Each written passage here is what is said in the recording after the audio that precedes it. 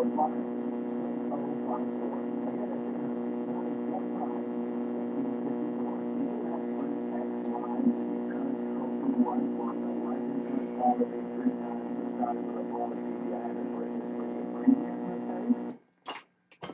right, you got to believe. Okay, here's what it is. Remember, I always promise when I find that something that got me, I'm going to tell you what is going to get you, and I'll warn you.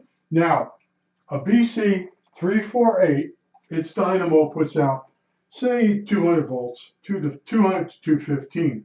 Now, the BC 314, which is this thing, which you just heard, it's got a lot of hum modulation because I have the power supply wires just running through the air, and there's so much on in this room, it causes all kinds of noise. And the audio that you might have heard, that's coming out of the headphone jack with the transitions, impedance matching transformer for the speaker. So what happened was I was able to move the jumper on my power supply over before the resistor, and I'm able to get 250 volts, and the station shows up. That's what I found. Now, once you get rid of the hum modulation, and you pack everything right, you have everything in the room shut off, and let's see, right, everything packed, shut off. And then you got to come off the speaker output of this radio, because the headphone output, even though you use the transformer, isn't as strong as the BC 348 doing it that way. So I just wanted to show you, this radio does work. It took a lot of work. Some of the stuff's my fault. It's a learning curve, and that's what you have to learn about. I stay with it. This was really annoying, this radio. Yeah, it gets the WEEU. Once you get rid of the hum and turn everything off in the computer room, it'll pick it up really nicely. Big freaking deal. But the radio is very heavy. It's 50 pounds.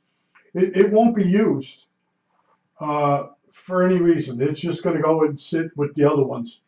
I probably won't even put it fully back together. I'm just not in the mood. I just added at the bottom there along the table. That's the giant cage that goes over the oscillator. They don't want the oscillator leaking out because the plane could be tracked from the ground or whatever is using it. So they say. I don't think this radio was used in a Jeep.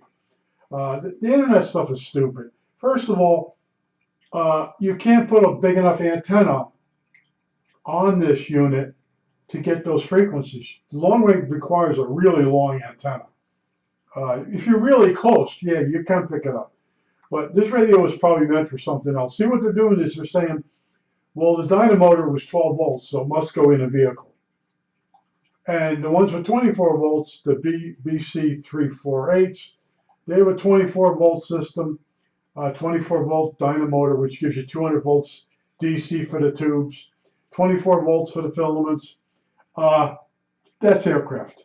24 volts AC aircraft, or actually DC. And the DC lights the filaments, which when you light the filaments with DC, the radio becomes quieter. When you wire up an AC radio with a lot of tubes, like this is, you want to twist the wires that run the AC. And what that does is that eliminates a lot of the hum. But this radio here, how you know you got hum modulation, is you disconnect the antenna, and the only hum you'll hear is from the power supply. And the other hum is the oscillator going out through the air, through the wall, back onto the AC line, coming back in through the power supply into the radio.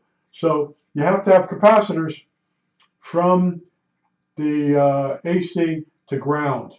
Now, in this case of this radio, I don't know if I want to do that because it's not the transformer and all that is not inside the radio. It's sitting on the outside on the left there. It's that power supply that's sitting there is actually from a BC 348.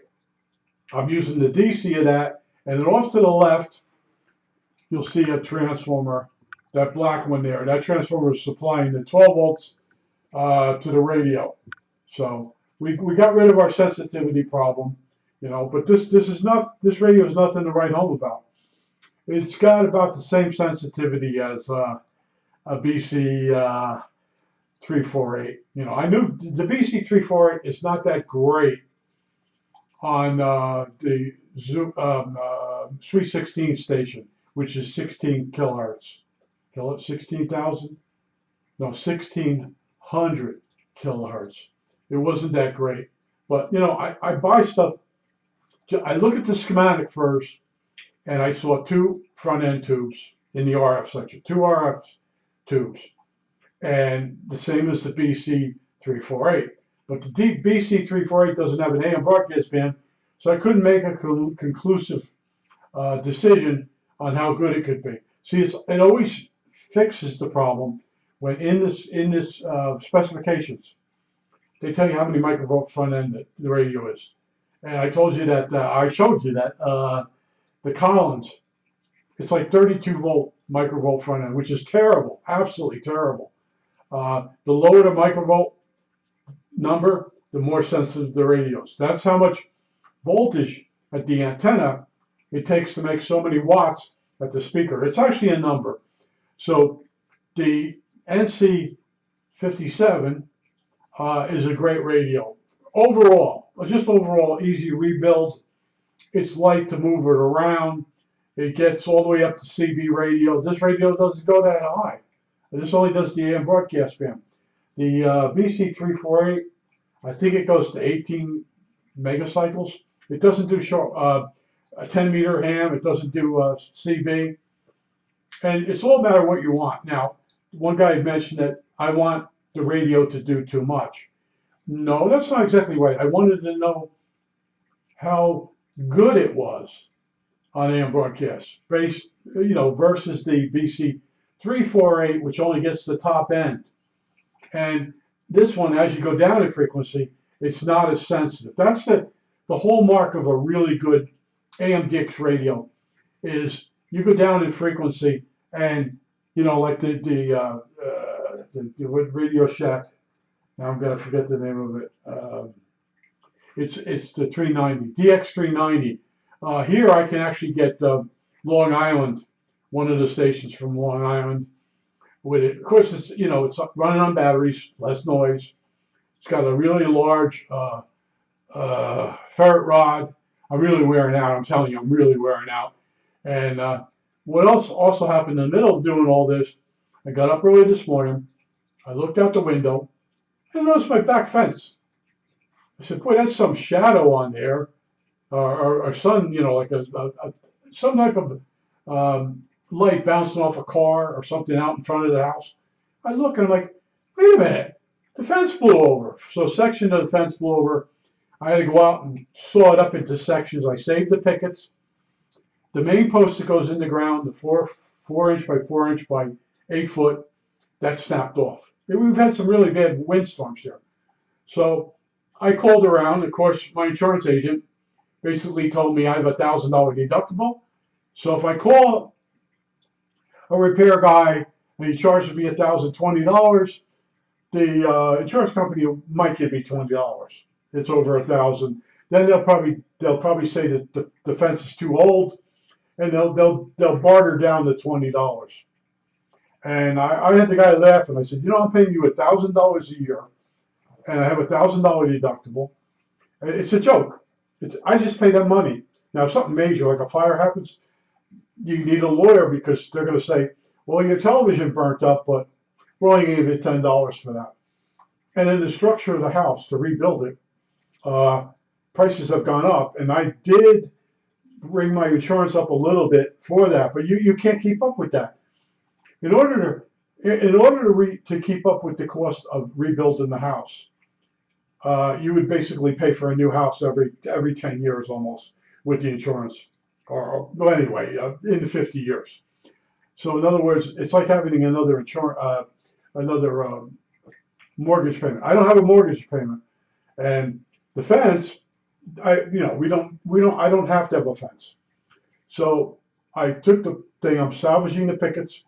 I'm gonna dig out the 4 by 4 inch post. If I could dig it out, then I go up to the lumber yard and bring back a 4 by 4 inch post, put that in the ground, tamp it in, check it all out. Then I'll go for the stringers, and then I'll salvage some of the pickets, and then buy some if I can buy some extra pickets.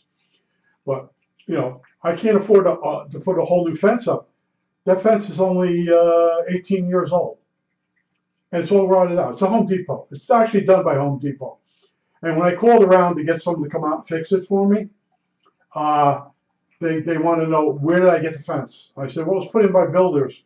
Well, where did they get the Home Depot? We don't touch those. That's it. We don't touch those. We're sorry. Blah blah blah blah blah. If we built the fence and it blew over, we'd come and make good on it. I had that woman laughing. I was telling her, I said, yeah, I feel like the woman that went out to find the cat. She fell in a sinkhole. I said, I'm just having a run of bad luck the last few weeks. Actually, 3 people that screwed me over in life all died. And I did dance. I'm going to tell you, honestly, I danced. The one guy is the one I grew up with. He stuck it to me, had me fix up a house that had 130 violations, and he never paid me.